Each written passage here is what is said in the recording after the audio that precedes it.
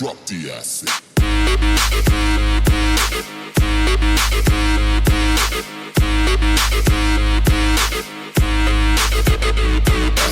Kapag gusto nyo naman bumili ng mga kataba, kasi minsan ginagawang substitute yan eh. Since mas maliit siya sa mga feeder goldfish, dito lang kayo bumili. Ayan. DVR. Ayan. So meron din sila mga aquatic plants gaya nila Kuya Ping. Ayan.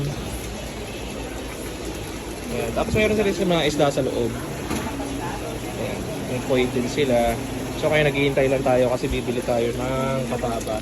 Kasi meron tayong mga pinapalaki ng mga RTC doon sa baba na aquarium. So yun. Sandakal sila. Oo, sandakal lang.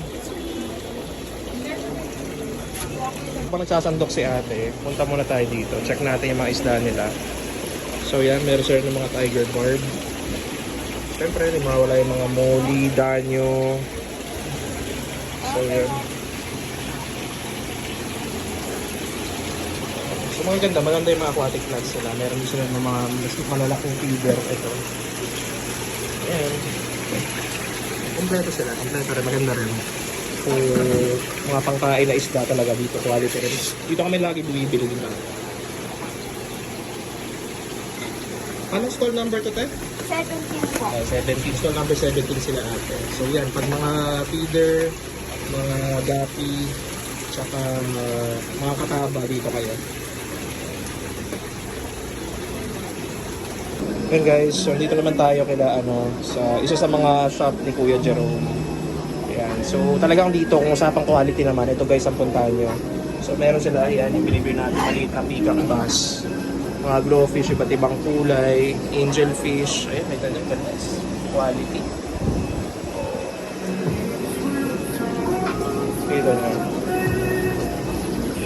So ano siya ng stingray, hindi mawawala yan, ang koi. Mga platinum talaga.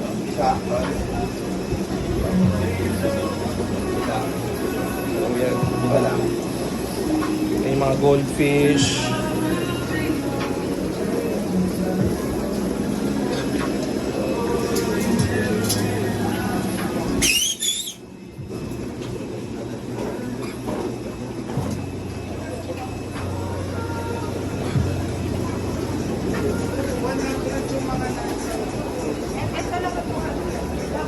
Yung mga arwana nila guys.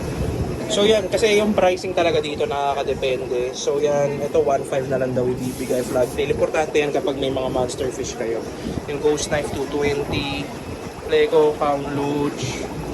So yan, may mga maliliit silang arwana din guys. Peacock bass na malalaki. Feeder, Oscar. Ayan, malalaking butterfly Lego.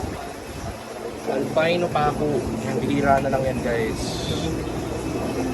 So dito lang yun tayo. Ayan. Ayan. Thank you.